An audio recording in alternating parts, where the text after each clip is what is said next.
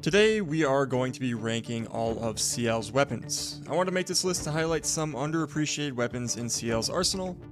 My criteria for ranking these weapons pretty much comes down to if they are fun or fulfill a role or niche in the game that is useful, then they'll get ranked highly. Sciel is interesting because she has a multitude of playstyles that make her weapons much more well-rounded than, say, someone like Verso. You can really find some sort of niche use for almost all of her weapons. Whether or not that niche is strong is what we're going to talk about today. I will also be ranking these weapons based on a normal, non-New Game Plus playthrough with a baseline of about 200 Lumina points. Starting off strong, we have Algueron. While I don't think this is Sciel's best weapon, or really even top 5, anything that has direct synergy with free aim in this game is going to be strong. Free aim builds are arguably the best builds in the game because of how strong the Luminas associated with them are.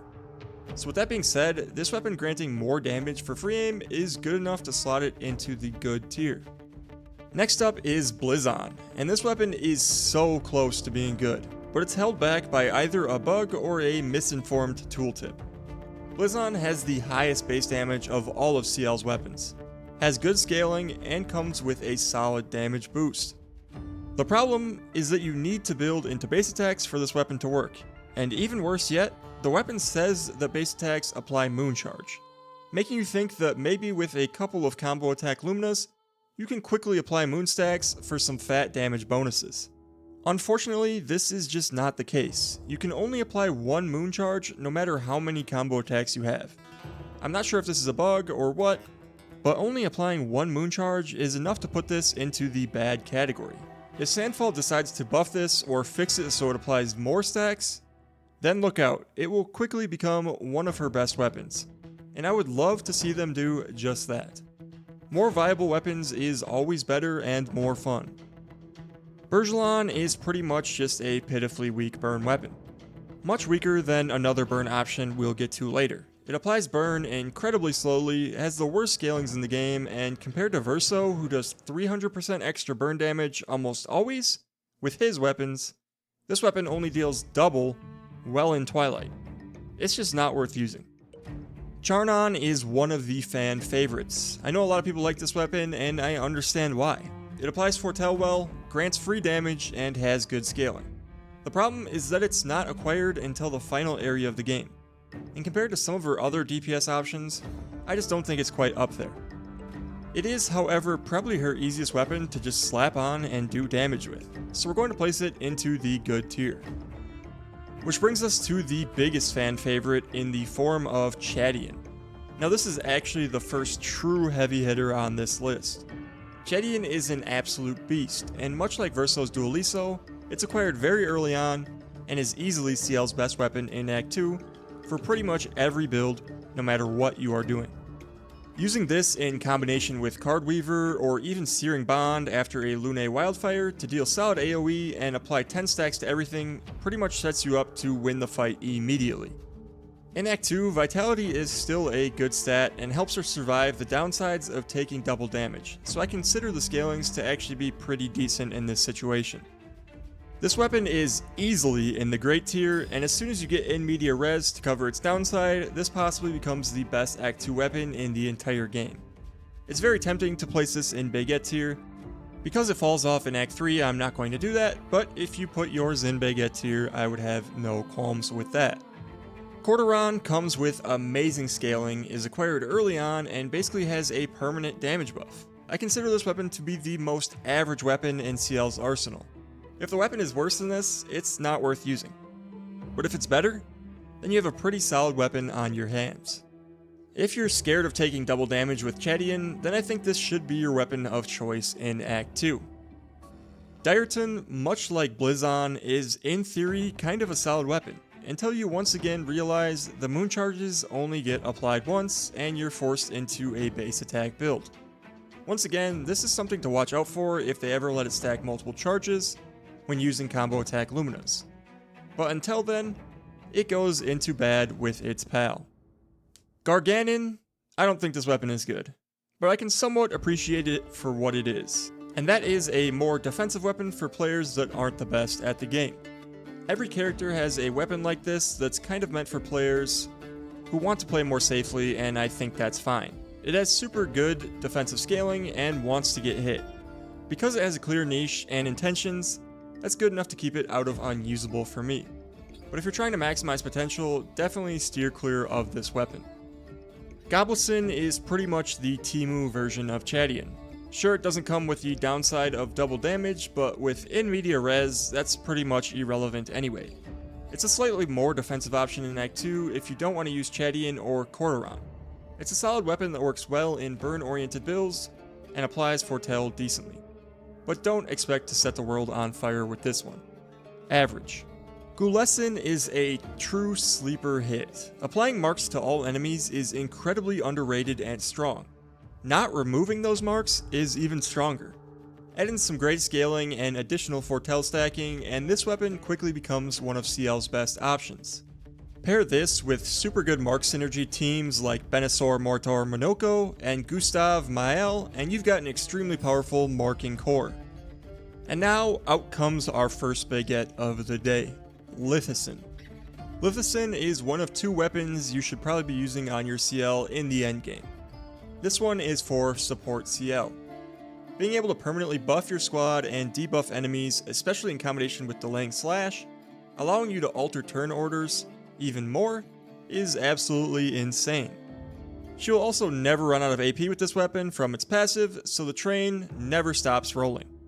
As a slightly added bonus, it also has elite scaling with agility and luck, so if you ever have to hit something, she can do it serviceably too.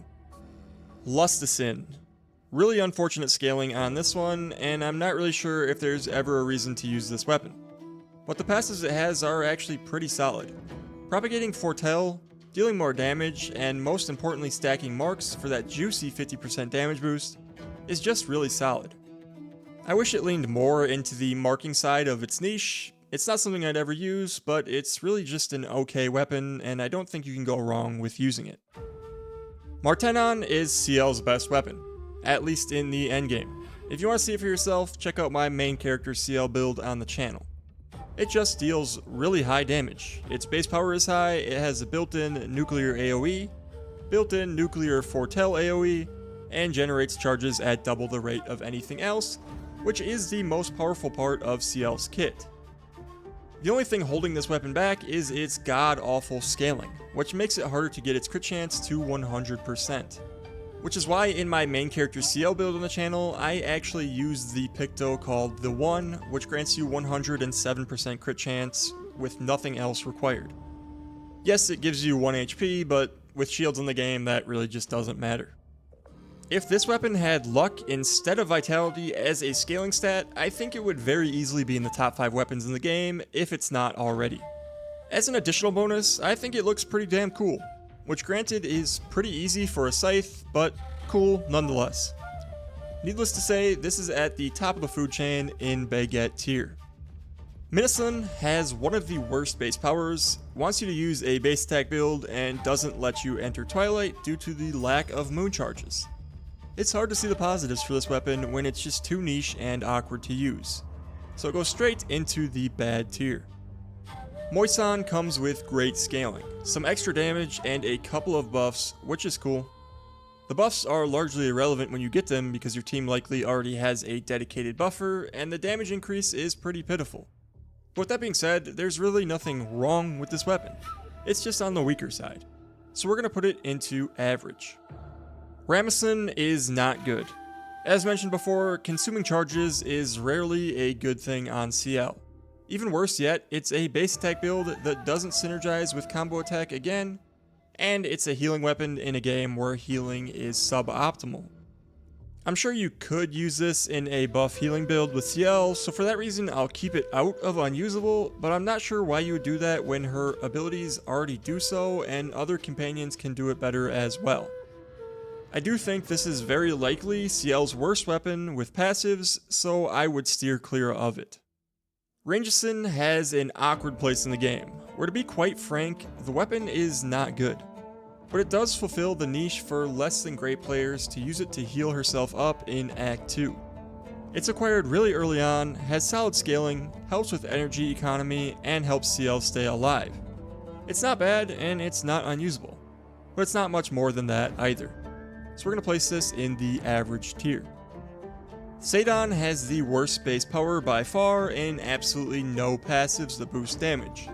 Not only that, but the defensive prowess of this weapon also leaves quite a lot to be desired. Conditionally giving you 1 shield every turn is pretty damn bad. So with all of that being said, this weapon is in fact bad. Perhaps even belonging in unusable to be quite honest, but I'm feeling generous today. Scielson is her token generic weapon with no passives, so it goes straight into unusable. And finally, we actually end on a strong note with Tisseron. This weapon is all about getting into Twilight Phase and then never leaving Twilight Phase. Because of that, you basically permanently have a large damage buff. It has good scaling, more damage with Sun skills, and if you're doing a cheaterless Picto run, then the extra turn quickly turns this into Sciel's best DPS weapon in the game. So with all of this being said, this is pretty easily a very great weapon. And that wraps up our ranking of every single one of Sciel's weapons. There's a surprising amount of variety in her kit, from high skill charge builds to no-brainer support tools, and even a couple of base attack bait picks in there. If those base attack bait picks are ever buffed to what I think they should be buffed, then definitely watch out for those ones. What makes Sciel stand out is that almost every weapon at least tries to do something unique, even if some of them trip over their own feet. Let me know down below what weapon you think is the most underrated Sciel weapon and which ones I got wrong. Personally, I'm still praying they fix Blizzon one day and let it ascend to the promised land where it belongs. If you enjoyed the video, drop a like, subscribe for more Expedition 33 breakdowns, and check out the channel for full Sciel builds, team comps, and other weapon tier lists. Thank you all very much for watching, and I will see you in the next one.